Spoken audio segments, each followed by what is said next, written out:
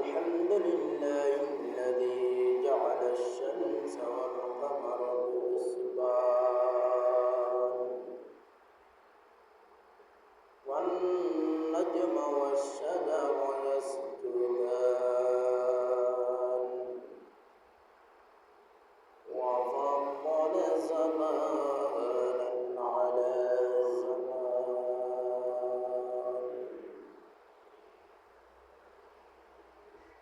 كما فضل مكانا على مكان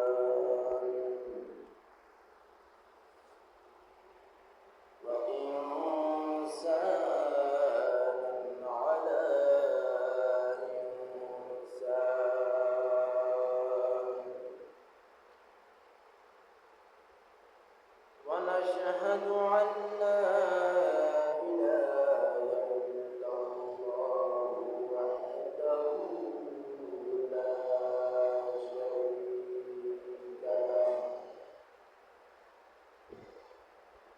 لا ضد له ولا ند له ولا مثل له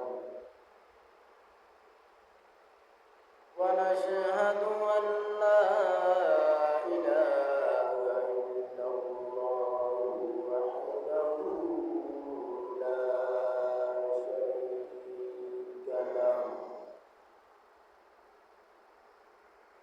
لا ضد له ولا ند له ولا مثل له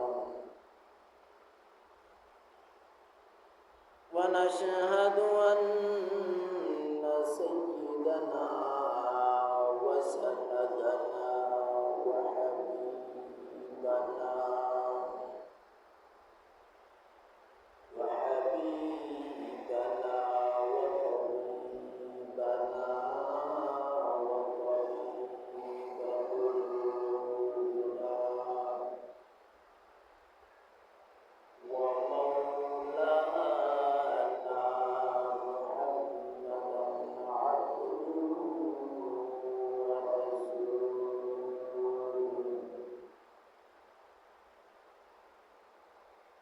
أرسله بالحق بشيرا ونذيرا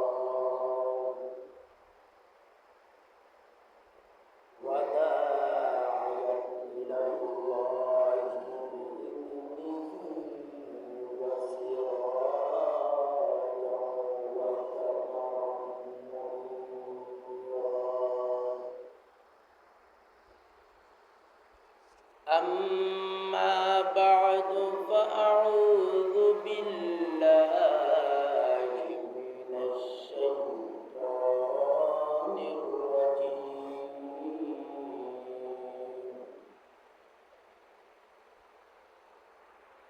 بسم الله الرحمن الرحيم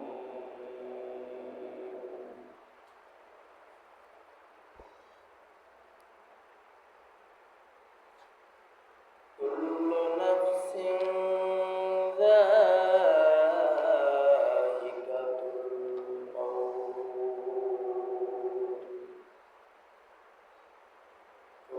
ثم إلينا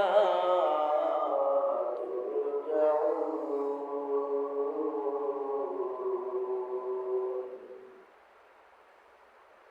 صدق الله مولانا العظيم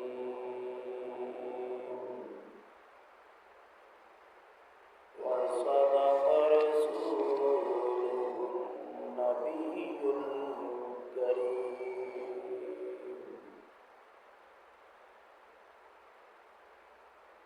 ونحن على ذلك من الشاهدين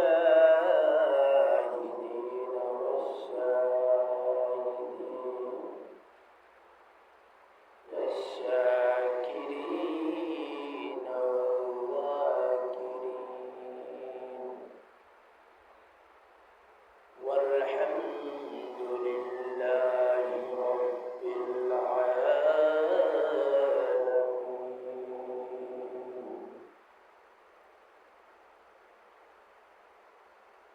وقال عليه الصلاة والسلام يأتيه ملكان فيجلسانه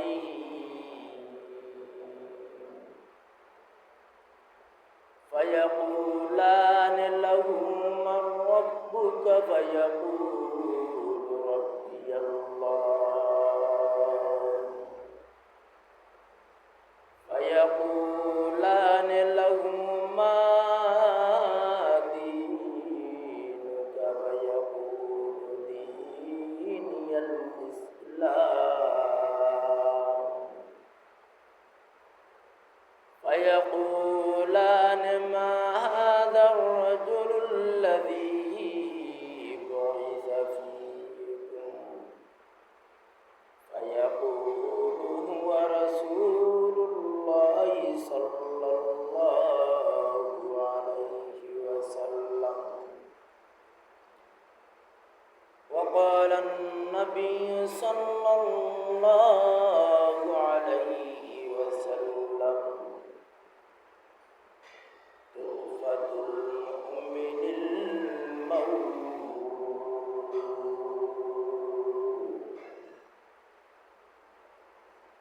وقال النبي صلى الله عليه وسلم وقال تعالى في شان حبيبه ومحبوبه ومعشوقه ومقصوده مخبرا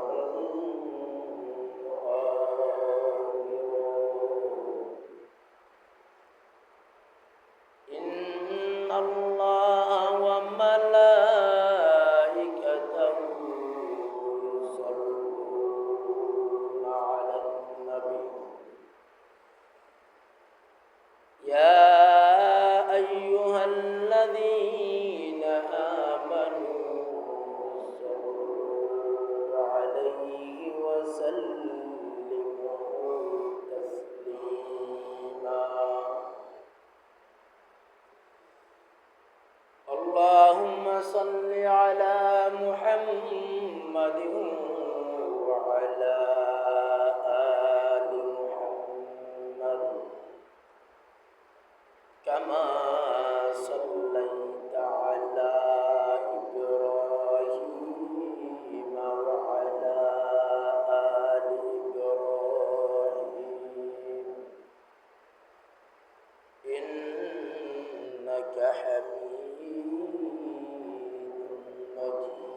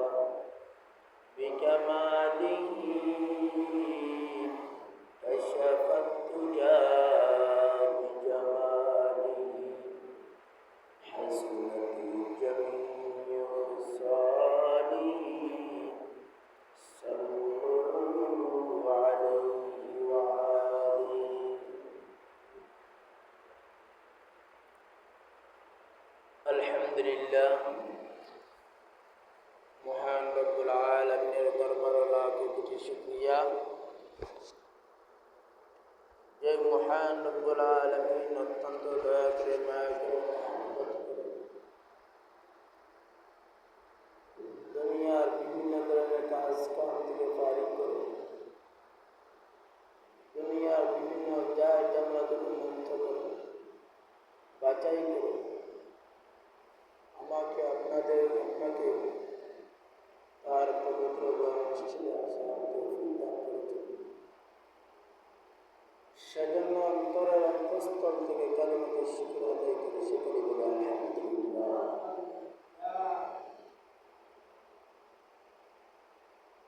আমি আপনাদের সামনে কালামুল্লাহ শরীফ থেকে একটা আয়াত তেলাওয়াত করেছি এবং নবী করিম সাল্লাল্লাহু আলাইহি ওয়াসাল্লামের অসংখ্য অগণিত বাণী থেকে ছোট্ট দুটো বাণী পাঠ করেছি।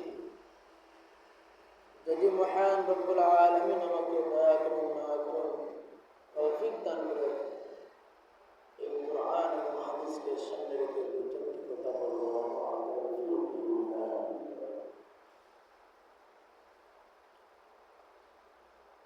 আল্লাহ পাক রব্বুল আলামিন আমাদেরকে দুনিয়ার জমিনে প্রেরণ করেছেন, দুনিয়ার জমিনে পাঠাইছেন। পাঠানি মানে আওয়া হচ্ছে দুনিয়াতে আওয়া এবং কিছুদিন বসবাস করা তার নাম হায়াত। এই দুনিয়ার মায়া ত্যাগ করিয়া যখন অন্ধকার কবরে যাইবা এটার নাম হচ্ছে মৌত। এই মৌত সম্পর্কে আমি আপনাদের সামনে আল্লাহ পাক রব্বুল আলামিন আমাদেরকে দুনিয়ার জমিনে পাঠাইছেন, কিছুদিন বসবাস করার সুযোগ দান করেছেন, আবার কিছুদিন পরে মৌত নামক নিয়ামতটা জিনিসটা আমাদেরকে দান করেছেন। তার কারণটা কি? অবশ্যই তার পিছনে কারণ আছে, যার কারণে মৌত আমাদেরকে কি দান করেছেন, দিয়েছেন। আল্লাহ পাক রব্বুল আলামিন আমাদেরকে যেহেতু দুনিয়ার জমিনে পাঠাইছেন, হায়াত নামক জিনিসটা দিয়েছেন, মৌত নামক জিনিসটাও দিয়েছেন। হায়াত মানে কিছুদিন দুনিয়ার জমিনে বসবাস করার নাম হায়াত, পরে মৌত। এই কিছুদিন বসবাস করার কারণটা কি? দুনিয়ার জমিনে পাঠাইবার কারণটা কি? আল্লাহ পাক রব্বুল আলামিন তার কালামুল্লাহ শরীফের মধ্যে বলেন, وَلَنَبْلُوَنَّكُمْ بِشَيْءٍ مِّنَ الْخَوْفِ وَالْجُوعِ وَنَقْصٍ مِّنَ الْأَمْوَالِ وَالْأَنفُسِ وَالثَّمَرَاتِ وَبَشِّرِ الصَّابِرِينَ।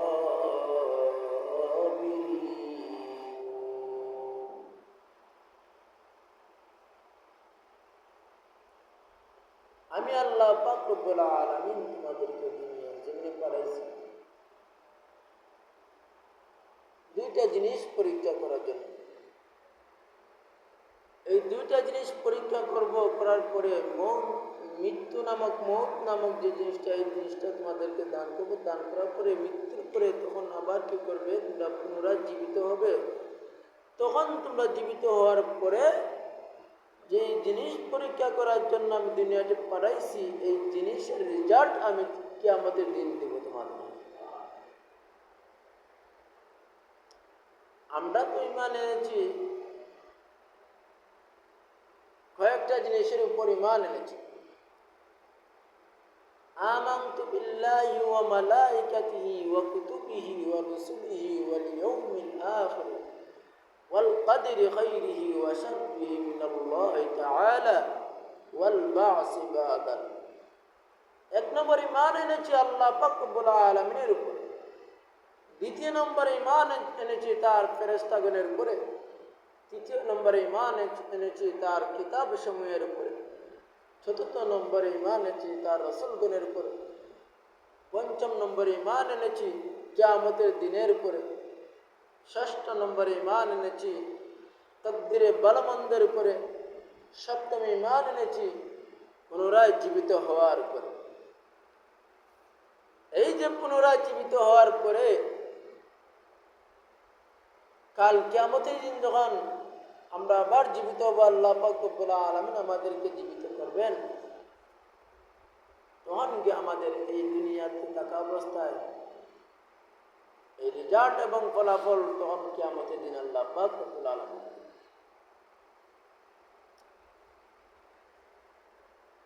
এখন এই দুইটা জিনিস, একটা হলো খৌফ ভয় দ্বারা, আরটা হলো ধৈর্য ধারণ। তুমি দুনিয়ার জমিনে আইসো, পাঠাইছি আমি আল্লাহ।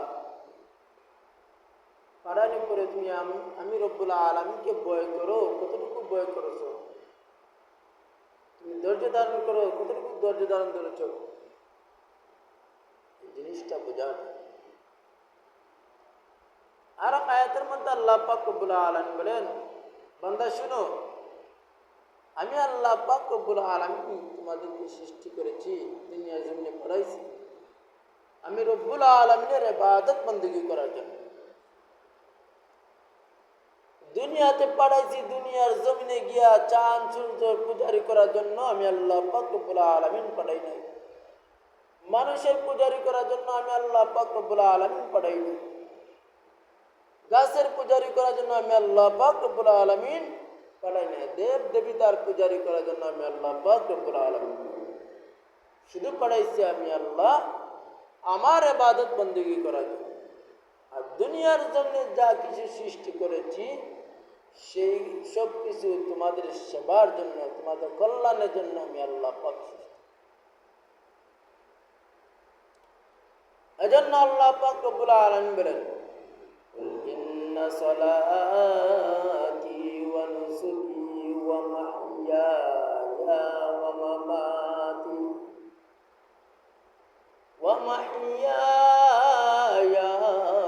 ওয়া মামাতি লিল্লাহি রাব্বিল আলামিন।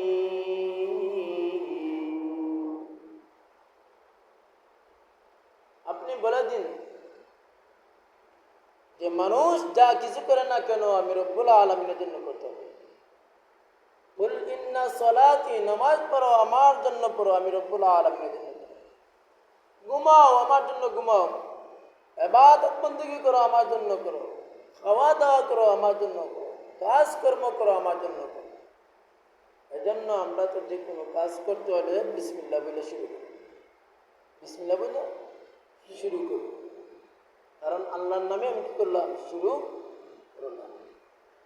এজন্য আল্লাহ পাক রব্বুল আলামিন বলেন, কুল ইন্না সলাতি ওয়া নুসুকি ওয়া মাহইয়ায়া ওয়া মামাতি লিল্লাহি রাব্বিল আলামিন।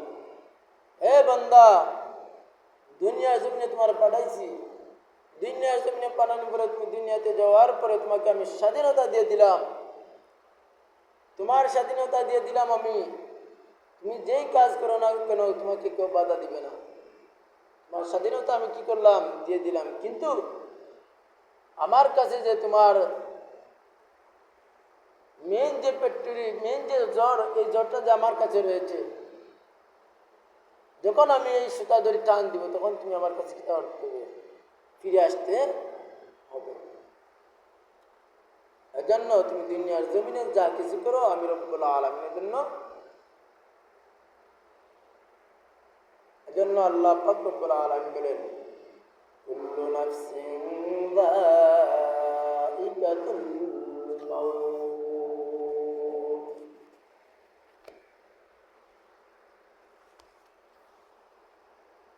এ দুনিয়ার মানুষ শোনো, কুল্লু নাফসিন যায়িকাতুল মাউত, সমস্ত প্রাণীরা মৃত্যুর স্বাদ গ্রহণ করতে হবে। দুনিয়ার জমিনে যত ধরনের প্রাণী আছে সমস্ত প্রাণী কি করতে হবে? মৃত্যুর স্বাদ গ্রহণ করতে হবে। মৃত্যু থেকে কেউ পলায়ন করতে পারবে না। তুমি যতই দূরে যাও না কেন, যতই আড়ালে থাকো না কেন, তোমার যখন হায়াত নামক জিনিসটা পেয়ে আসবে, তখন আজরাইল আলাইহিস সালাতু ওয়াস সালাম তোমার সামনে হাজির হবে। আজরাইল আলাইহিস সালাতু ওয়াস সালাম কি করবেন? তোমার সামনে হাজির হবে। এজন্য মৃত্যু যে জিনিসটা, নবী করিম সাল্লাল্লাহু আলাইহি ওয়াসাল্লাম বলেন তুহফাতুল মুমিনিল মাউত, এই মৌত মুমিনদের জন্য উপহার স্বরূপ। মৃত্যু যে জিনিসটা ইমানদারের জন্য উপহার স্বরূপ। আরো হাদিসের মধ্যে বলেন কাফা বিল মাউতি ওয়াইজা, কাফা বিল মাউতি ওয়াইজা। দুনিয়ার মানুষ এত ওয়াজ করা লাগে না, এত বয়ান করা লাগে না, এত তাফসীর করা লাগে না, এত ব্যাখ্যা করা লাগে না। শুধু একটা জিনিস দেখলে তুমি তোমার জীবনের হিসাব নিতে পারবে। কি জিনিস? যখন একজন মানুষ মারা যায়, মারা যাওয়ার পরে তখন তুমি কি করো? তাকে দেখার জন্য যাও, তাকে দেখার জন্য যাও, মাইকে মাইকে এলান করো অমুক ব্যক্তি মারা গেছে। ওটার সময় জানাজা, তাকে দোয়ার জন্য তুমি যাও, তাকে সাদা কাপড় পরিধান করাও, পালকিতে চড়াইয়া তাকে মাঠের মধ্যে আনলা, জানাজা দিলা, জানাজা দেওয়ার পরে তাকে কি করলা? দাফন দিয়ে দিলা, মাটি দিয়ে দিলা। এই যে এতটুকু জিনিস যে তার মাধ্যমে করা হয়েছে, এই এতটুকু জিনিস যদি আমি আপনি বুঝে নেই, আজ আমার সাথী ভাই তাকে নিয়ে আমি কবরের মধ্যে রেখে আসছিলাম, কাল এমনও হতে পারে আমাকেও মানুষ, দুনিয়ার মানুষ এভাবে কবরে নিয়ে রাখবে। আগামীকাল এমনও হতে পারে, আগামীকালের কোনো গ্যারান্টি নাই, আগামীকালের কোনো ভরসা নাই, এক সেকেন্ডের কোনো ভরসা নাই। এমনও হতে পারে আমি এখান থেকে বের হতে পারবো না, আমার মৃত্যু নামক জিনিসটা আমার সামনে উপস্থিত হয়ে যাবে। এমনও হতে পারে আপনি ঘরের মধ্যে ঢুকছেন, ভাত খাওয়ার জন্য প্রস্তুত হচ্ছেন, কিন্তু ভাত খাওয়ার সুযোগ হয় নাই, মৃত্যু তোমার হয়ে গেছে। এজন্য কাফা বিল মাউতি ওয়াইজান, এত ওয়াজ করা লাগে না, এত বয়ান করা লাগে না। একজন মৃত ব্যক্তি দেখিয়া তুমি অনুভব করতে পারবে যে এই মৃত ব্যক্তি আজকে যে আমার সাথী ভাইটা মারা গেছে, আমি দেখার জন্য আসলাম, আমি দেখার পরে তার সামনে দেখলাম কত মানুষ কান্নাকাটি করতেছে, কত মানুষ বাঁশ কাটতেছে, কত মানুষ চাটাই বানাইতেছে, কত মানুষ আবার কি করতেছে? কাপড় আনতেছে, কত মানুষ আবার পানি গরম করতেছে, আবার কত মানুষ দেখা যায় কি তাকে নিয়ে দোয়াইতেছে, আবার দোয়া তাকে সাদা কাপড় পরাইতেছে, আবার পালকিতে চড়াইতেছে, পালকিতে চড়া মাঠের মধ্যে নিয়ে যাইতেছে, মাঠের মধ্যে নিয়ে যাওয়ার পরে জানাজা দিছে, 4 তাকবীরের সাথে জানাজা দিয়ে শেষ করছে, শেষ করার পরে তাকে কি করছে? কবরের মধ্যে নিয়ে গেছে। কবরের মধ্যে নিয়ে যাওয়ার পরে ওই ছোট একটা গর্তের মধ্যে তাকে ঢুকাইয়া বাঁশের চাটাই দেওয়ার পরে মাটি দিয়া তাকে রেখে আসে। ও মুসলমান, এতটুকু আমরা যদি বুঝে নিতে পারি, এতটুকু যদি আমাদের জ্ঞানের মধ্যে ঢুকাইতে পারি, আর জীবনের কোনো হিসাব মিলানি লাগতো না। এই হিসাবটুকু যদি মিলাইতে পারো, তোমার জীবন পরিবর্তন হয়ে যাবে, তোমার অন্তরের মধ্যে ওই কবরের আযাব এবং ভয় ঢুকে যাবে।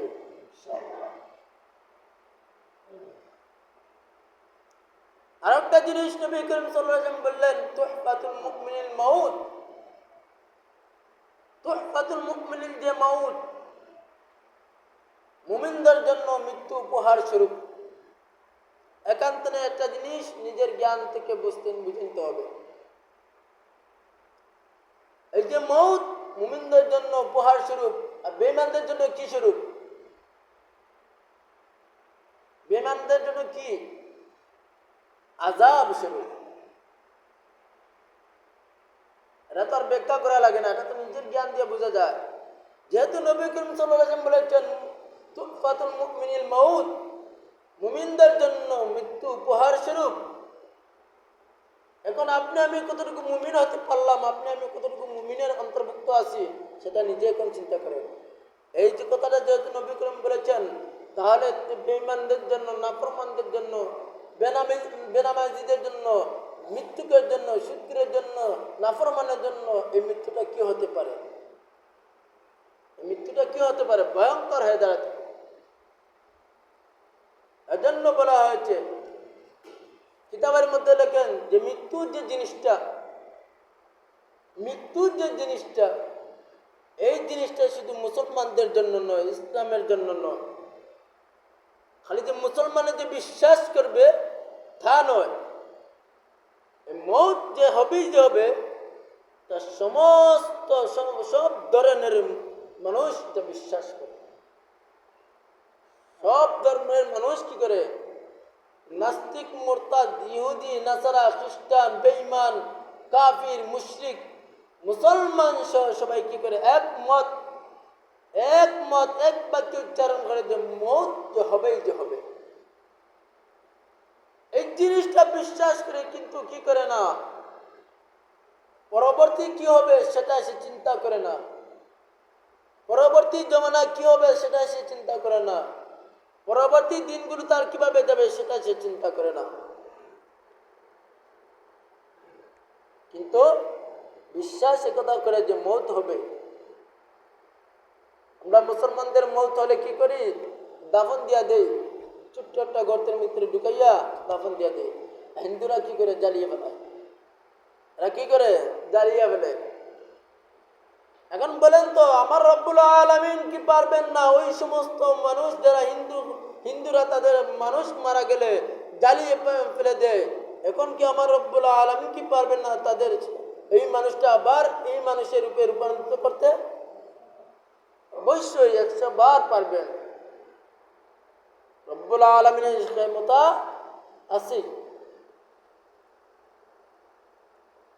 এখন তুমি জ্বালাও না, তুমি তোমার কি করো?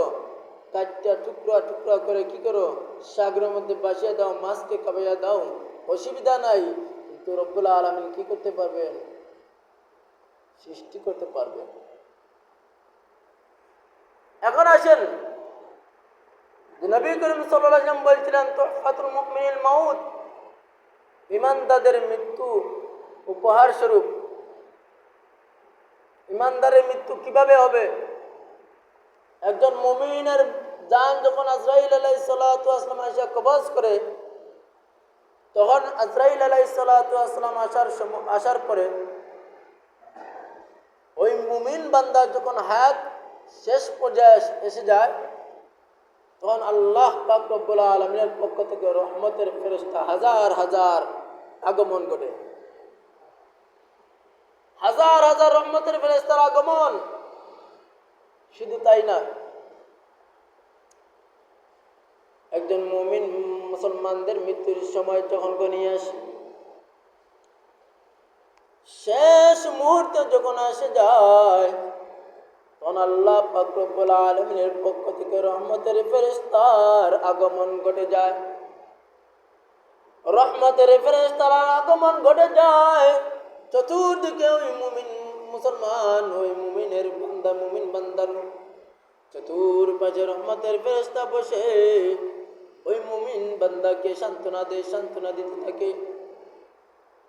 শুধু তাই নয়, ওই মুমিনের জান যখন কবজ করবে, তখন তার সামনে অনেক নিয়ামতগুলো তার সামনে তুলে ধরা হবে। জান্নাতি বিছানা তার সামনে তুলে ধরা হবে। জান্নাতি চাদর তার সামনে ঢাকিয়ে রাখা হবে।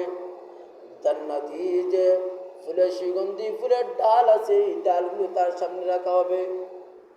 ও মুসলমান, একজন মুমিনের জান যখন আজরাইল আলাইহিস সালাতু ওয়াস সালাম কবজ করে গো, তখন আল্লাহ পাক রব্বুল আলামিনের পক্ষ থেকে ওই জান্নাত নামক যে জিনিসটা আছে, ওই জান্নাতটা তার সামনে তুলে রাখা হয়। শুধু তাই নয়, জান্নাতের হুরপুরি তার জন্য অপেক্ষা করে। রহমতের ফেরেশতা তাকে সান্ত্বনা দেয়, চিন্তার কোনো কারণ নয়, তোমার ভয়ের কোনো কারণ নয়।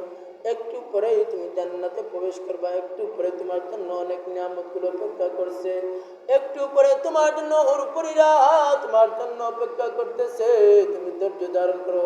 এভাবে যখন সান্ত্বনা দেওয়া শুরু করবে, হঠাৎ করে আজরাইল আলাইহিস সালাতু ওয়াস সালাম তার জানটা বের করে নিবে। কিন্তু মুমিন বান্দা একটু না একটু মুমিন বান্দা একটু না একটু মৃত্যুর যন্ত্রণা সহ্য করতে হবে। এই সময় মৃত্যুর যন্ত্রণাটা সে চটপট করে, চটপট করার সময় তার জানটা বের হয়ে যায়। তার জানটা আজরাইল আলাইহিস সালাম বের করেন। এই হলো মুমিন বান্দার মৃত্যু। এই হলো কি মুমিন বান্দার, এভাবে মুমিন বান্দার মৃত্যু হবে। রাসূল করিম সাল্লাল্লাহু আলাইহি ওয়াসাল্লাম তার আরেক হাদিসের মধ্যে বলেন, মৃত্যুর যন্ত্রণা যে হবে না এটা কোনো কথা নয়, একটু না একটু হলেই হবে। মুমিন বান্দারও একটু না একটু হলে কি হবে? মৃত্যুর যন্ত্রণা হবে। নবী করিম সাল্লাল্লাহু আলাইহি ওয়াসাল্লামের যখন মৃত্যু হয়, আজরাইল আলাইহিস সালাম এসে যখন দরওয়াজায় এসে সালাম দিলেন, সালাম দেওয়ার পরে তখন নবী করিম সাল্লাল্লাহু আলাইহি ওয়াসাল্লাম ফাতিমাকে বললেন, ফাতিমা দরজা খুলে দেখো কে যেন সালাম দিচ্ছে। প্রথমে ফাতিমা রাদিয়াল্লাহু তাআলা আনহা দরজা খুলে দেখলেন যে না, কেউ নাই। এভাবে করতে করতে তৃতীয়বার গিয়া দেখেন যে ফাতিমা রাদিয়াল্লাহু তাআলা আনহা, যে একজন মানুষ এত লম্বা, তার মাথা দেখা যায় না, তার হাত দেখা যায় না, এত বিশাল বড় মানুষ। তখন ফাতিমা ডাক দিয়া বললেন যে মানুষটা তো আমি চিনতে পারি নাই, এত বড় মানুষ আর এত লম্বা আমি জীবনেই দেখি নাই। তখন রাসূল করিম সাল্লাল্লাহু আলাইহি ওয়াসাল্লাম বললেন, ইনি হলেন আজরাইল আলাইহিস সালাতু ওয়াসসালাম। চিৎকার দিয়ে বললেন যে আমার আব্বা তো আর থাকবেন না। তখন নবী করিম সাল্লাল্লাহু আলাইহি ওয়াসাল্লাম আদেশ করলেন যে দেখো, আমি দুনিয়াতে চিরস্থায়ী নয়, আমি দুনিয়াতে চিরস্থায়ী নয়, তবে আমি একটা জিনিস অনুভব করি। জিবরাইল আলাইহিস সালাতু ওয়াসসালাম জিজ্ঞাসা করলেন যে আপনি কিসের জন্য এত কষ্টে ব্যতীত আছেন, কান্না করছেন? ফাতিমার জন্য? না, ফাতিমার জন্য আমি কাঁদি নাই। ফাতিমার জন্য আপনি কাঁদবেন কেন? ফাতিমা তো জান্নাতের নারীদের সর্দার। তখন বললেন কি কার জন্য কাঁদো? হাসান হুসেনের জন্য? বললেন না, হাসান হুসেন হলেন তো জান্নাতের কি যুবকদের সর্দার। তখন বললেন না, আমি কারোর জন্য কাঁদি নাই, আমি কাঁদি উম্মতের জন্য। কার জন্য? উম্মতের জন্য। মৃত্যুর সময় নবীজি কি করছেন? উম্মতদেরকে বলেন নাই, মৃত্যুর সময় উম্মতদেরকে কি করছেন? স্মরণ করছেন। তখন আজরাইল আলাইহিস সালাতু ওয়াসসালামকে আদেশ করলেন যে তাকে কি করার জন্য? জান কবজ করার জন্য। তখন আজরাইল আলাইহিস সালাতু ওয়াসসালাম জান কবজ করার জন্য যখন হাতটা নবীর বক্ষ মুবারকের মধ্যে রাখা হলো, তখন রাসূল করিম সাল্লাল্লাহু আলাইহি ওয়াসাল্লাম চিৎকার দিয়ে আল্লাহকে বলেন, মালিক, এই বুঝি মৃত্যুর যন্ত্রণা, এই বুঝি মৃত্যুর কষ্ট, আমি নবী হইয়া এই কষ্ট বরদাস্ত করতে পারছি না, আমার উম্মতেরা কিভাবে বরদাস্ত করবে? আমার উম্মতেরা কিভাবে বরদাস্ত করবে? তখন আল্লাহ পাক রব্বুল আলামিন নবীকে সান্ত্বনা দিয়ে বললেন, এটা তো কোনো কষ্ট না, এটা স্বাভাবিক। আপনি যতটুকু কষ্ট অনুভব করছেন, আপনার চেয়ে ওরা হালকা, তারা কষ্ট অনুভব করবে।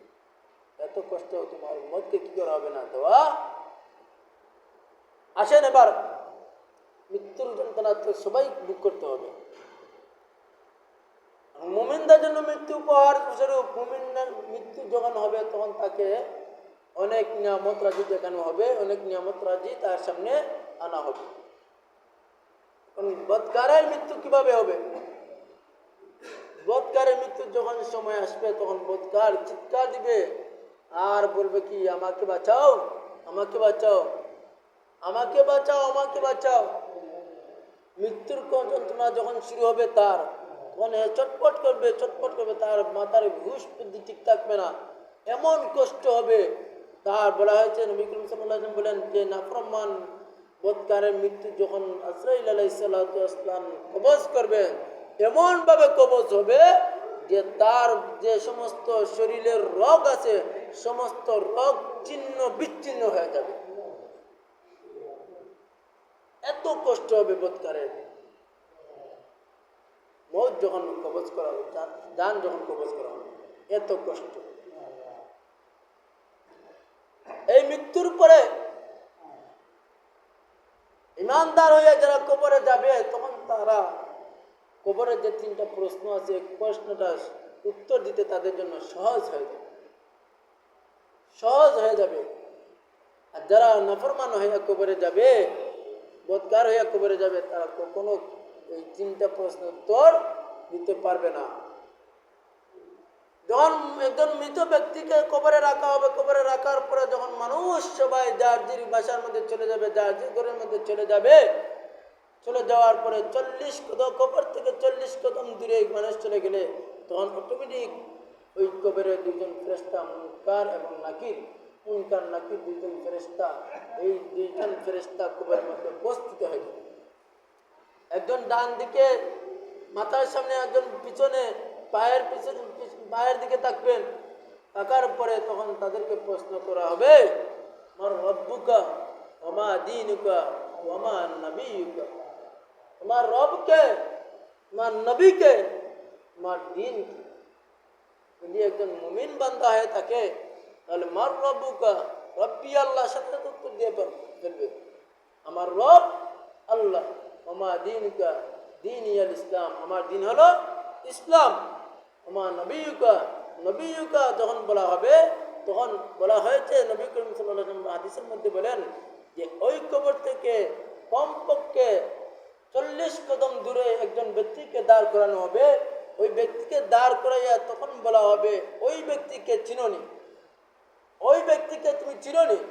যদি চিন্না থাকো, নবীর মহব্বত দুনিয়া থেকে যদি নবীর মহব্বত অনুযায়ী চলাফেরা হয়ে দেখতে পারো, তখন সে উঠে বলবে, ওই ব্যক্তির জন্য তো আমি দুনিয়াতে যা কান্নাকাটি করছি, ওই ব্যক্তির সুন্নত তো আমি মানতে গিয়ে আমি দুনিয়ার মানুষের কাছে কত লাঞ্ছনা অপমাননা হয়েছি, ওই ব্যক্তির সুন্নত মানার কারণে আমাকে অনেক মানুষ তিরস্কার করেছে, অনেক মানুষ আমাকে নিয়ে ঠাট্টা বিদ্রুপ করেছে। ইনি তো আমাদের নবী, ইনি তো আখির জামানার পয়গম্বর, যিনি দুনিয়াতে আমাদের উপর আমানত হিসেবে রেখে আসছেন যে জিনিসগুলা, এই জিনিসের মূল ফ্যাক্টরি হলেন ইনি নবী মুহাম্মদ রাসূলুল্লাহ। আর নাফরমান বান্দা যখন প্রশ্ন করা হবে, মুনকার নাকির যখন প্রশ্ন করবে, তখন কি করা হবে, তাকে প্রশ্ন করার পরে প্রশ্ন উত্তর দিতে পারবে না। তখন আল্লাহ পাক রব্বুল আলামিনের কাছে ফেরেশতারা চলে যাবে, গিয়া বলবে যে মালিক, এই যে নাফরমান বান্দাটা কবরের মধ্যে আইছে, এই নাফরমান বান্দা তো তার 3টা প্রশ্ন উত্তর দিতে পারে না। আল্লাহ পাক রব্বুল আলামিন অটোমেটিক কি হয়ে যাবে, তার মিজাজটা গরম হয়ে যাবে, তার মিজাজ এমনভাবে গরম হবে, তখন আল্লাহ পাক রব্বুল আলামিন রাগান্বিত অবস্থায় উঠে বলবেন, এ কবরের মাটি, তুই ওই নাফরমান বান্দাকে কি কর, যে পাশের মাটি তোরা একসাথে চাপ দে, যাতে ওই নাফরমান বান্দা এমন কষ্ট ভোগ করতে পারে, কষ্টে চিৎকার করতে থাকতে হবে, এমন কষ্ট দেওয়া হবে, ওই কবরের 2 পাশের মাটি এমন চাপ দিবে, এই চাপের কারণে বাজুর হাড্ডি গুড্ডি কি হয়ে যাবে, ব্যাঙ্গে একের অন্য পাশের হাড়গুলো এদিকে যাবে, এদিকের হাড়গুলো অন্য পাশে চলে যাবে, এমন পরিস্থিতি তার হবে। শুধু তাই নয়, আল্লাহ পাক রব্বুল আলামিন বলবেন, এক কবরের দরজা জাহান্নামের দরজার সাথে তোর সম্পর্ক করে দে, জাহান্নামের দরজার সাথে কি করে দে, সম্পর্ক করে দে। এখন থেকে কবর থেকে তার 500 কিলোমিটার দূরই জাহান্নাম, ওখান থেকে তার দরজার সাথে সম্পর্ক, আর ওই দরজাটা যখন সম্পর্ক হয়ে যাবে, দরজাটা অটোমেটিক খুলে যাবে, আর ওই জায়গাতে জাহান্নামের আগুনের তাপমাত্রা তার কবরের মধ্যে লাগবে। নাফরমান এমন কষ্ট দেওয়া হবে। শুধু তাই নয়, হাসরের দিন কি ভয়াবহ অবস্থা হবে, যখন সমস্ত মানুষ একত্রে জমা হয়ে যাবে, এদিকে আল্লাহ পাক রব্বুল আলামিন কি করবেন, জাহান্নামকে অর্ডার করবেন, বলে জাহান্নাম তুই বেরিয়ে আয়, তুই বহুত কষ্ট করে থাকছিস, তুই এখন বেরিয়ে আয়। আর এদিকে আল্লাহ পাক রব্বুল আলামিন সূর্যকে আদেশ করবেন, এই সূর্য, দুনিয়াতে থাকা অবস্থায় তুই একটা মুখ দুনিয়ার জমিনে ছেড়ে দিয়েছো, একটা মুখ ছেড়ে দিয়েছো, শুধু তাই এভাবে সরাসরি ছেড়ে দেও নাই, তোমার ভিতরে, তোমার মুখের মধ্যে কি করা হয়েছে, নেটের জাল আছে, না জালটা রাখা হয়েছে, তার বাদে আকাশের যে আবরণটা আছে, আবরণ রাখা হয়েছে, তারপরে তুমি কি করেছো, তোমার আলো দুনিয়ার মধ্যে ছেড়ে দিয়েছো, সরাসরি তো আলো দেয় নাই। এখন তুমি কি করো, মাথার উপরে চলে আসো, গুনাহগার নাফরমান বান্দার মাথার উপরে চলে আসো, আইসা তোমার 12টা মুখ, এই 12টা মুখ কি করে দাও, ছেড়ে দাও, আর তোমার যত তাপমাত্রা আছে সমস্ত তাপমাত্রা কি করে দাও, জমিনের মধ্যে ছেড়ে দাও। নবী করিম সাল্লাল্লাহু আলাইহি ওয়াসাল্লাম বলেন, ওই সময় ওই যে যখন সূর্যের তাপমাত্রা যখন জমিনের মধ্যে লাগবে তখন জমিনটা হয়ে যাবে তামা, জমিনটা হয়ে যাবে তামা। মুফাসসিরগণ বলেন জমিনটা তামা হবে কেন, লোহা হয় না কেন, স্বর্ণ হয় না কেন, তামা হবে কেন? তখন এই ব্যাখ্যাটা দিলেন মুফাসসিরিন কেরাম, ব্যাখ্যা দিলেন জমিনটা তামা হবে একটাই কারণ, লোহা হবে না। লোহা যদি এক পাশে আগুন ধরে অপর পাশে গিয়ে পৌঁছে না, অপর পাশ দিয়ে কী করতে পারে মানুষ, লাড়াচাড়া করতে পারে।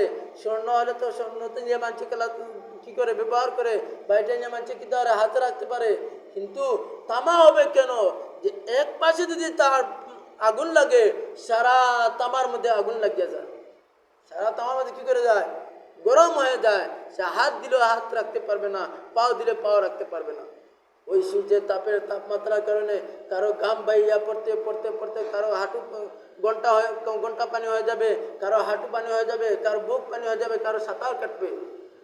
এমতো অবস্থা নবী করিম সাল্লাল্লাহু আলাইহি ওয়াসাল্লাম এই কাণ্ড দেখিয়া, জাহান্নামের ভয়ঙ্কর অবস্থা দেখিয়া জাহান্নাম বলবে, হাল মিম মাজিদ, হাল মিম মাজিদ, যাও যাও আমার পেটের ভিতরে ঢুকা দাও, যত নাফরমান বান্দা আছে, গুনাহগার বান্দা আছে আমার পেটের ভিতরে ঢুকায় দাও। এই অবস্থা, ভয়ঙ্কর অবস্থা দেখে নবী করিম সাল্লাল্লাহু আলাইহি ওয়াসাল্লাম কি করবেন, এই সময় সিজদার মধ্যে পড়ে যাবেন। কোনো নবীর সাহস নাই আল্লাহর কাছে সুপারিশ করার জন্য, কোনো নবীর সাহস নাই। আদম আলাইহিস সালাতু ওয়াস সালাম পর্যন্ত কোনো নবীর কি নাই, সাহস নাই আল্লাহর কাছে কি করবে, আরজ করবে, প্রার্থনা করবে, বা সাহায্য চাইবে, বা একটা সান্ত্বনার জন্য একটা সুপারিশ করবে। এই সাহস কোনো নবীর নাই, একমাত্র আমার আপনার নবী মুহাম্মদ রাসূলুল্লাহ সাল্লাল্লাহু আলাইহি ওয়াসাল্লাম। তখন নবী করিম সাল্লাল্লাহু আলাইহি ওয়াসাল্লাম সিজদার মধ্যে পড়িয়া কি করবেন, আল্লাহর প্রশংসা শুরু করে দিবেন, আল্লাহর প্রশংসা শুরু করে দিবেন। এই সময় আল্লাহ পাক রব্বুল আলামিনের এই রাগান্বিত অন্তর, কুদরতি অন্তর ঠান্ডা হয়ে যাবে। আর ঠান্ডা হয়ে যায় নবীকে সান্ত্বনা দিবেন। নবীকে সান্ত্বনা দেওয়া গিয়া তখন কি করবেন, নবীকে সান্ত্বনা দেওয়া তখন নবীকে বলবেন, তোমার মাথা উঠাও, তুমি যদি সিজদার মধ্যে পড়ে যাও আমার জাতের মধ্যে শরম লাগিয়া যায়। কারণ তুমি দুনিয়াতে থাকা অবস্থায় তোমার সাথে আমার ওয়াদা ছিল, তোমার সাথে আমার ওয়াদা, তোমার একটা উম্মতও কি করবে না, জাহান্নামে যাবে না। ওয়া আখির দাওয়ানা আনিল